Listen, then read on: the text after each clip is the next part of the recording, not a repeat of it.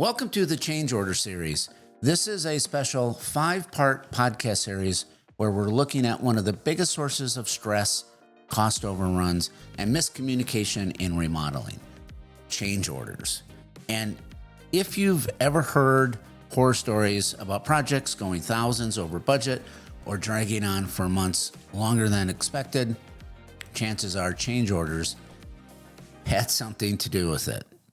But here's the truth that most people never hear. Change orders aren't the problem. It's how they're used or misused that causes the trouble. So in this series, we'll explore how smart planning, honest conversations, and a transparent process can turn change orders from a liability into a tool that actually helps clients get what they really want.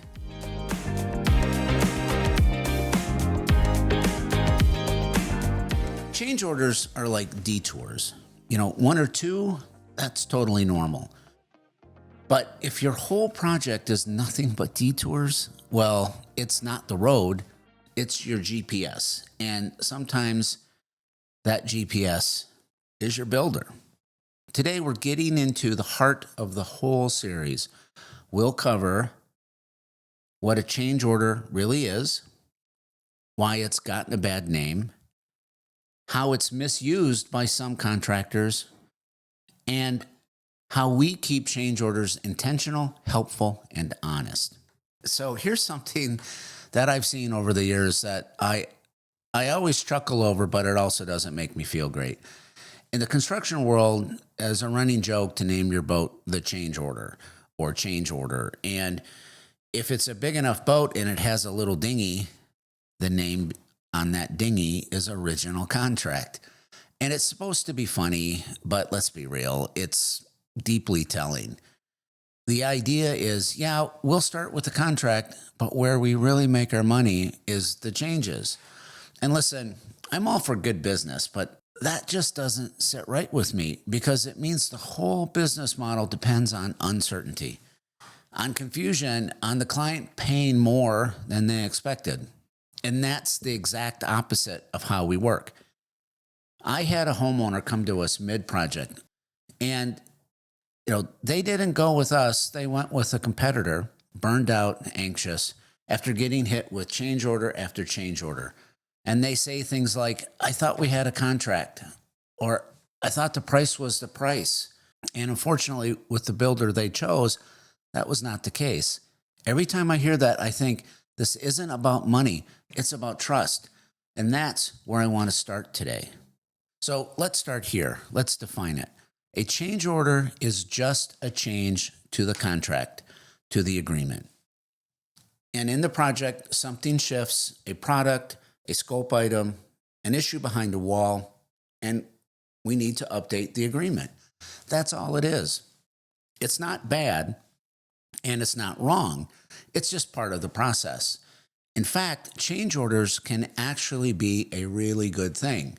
Sometimes a client sees the space, as it's coming together, and they say, you know what, now that I'm in it, I'd like to also do this.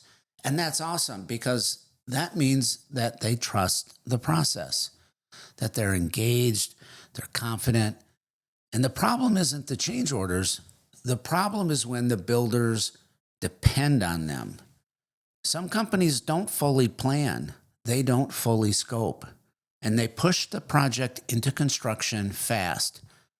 And this catches you off guard once the walls are open, because with every new item they find, you're going to hear the phrase, well, you might as well do this now since we're here.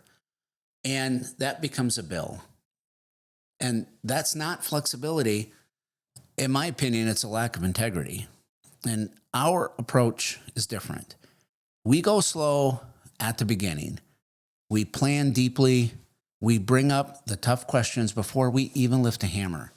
So if a change order comes up in our system, it's usually because the homeowner sees something, feels something, and chooses to take it one step further. It only happens when the relationship is strong, the plan is clear, and the client feels empowered. That's the kind of project we want to build. So if you're starting to plan a remodel, I'd encourage you to ask these 3 questions when you're interviewing a builder. How do you handle change orders? How many do you typically have per project?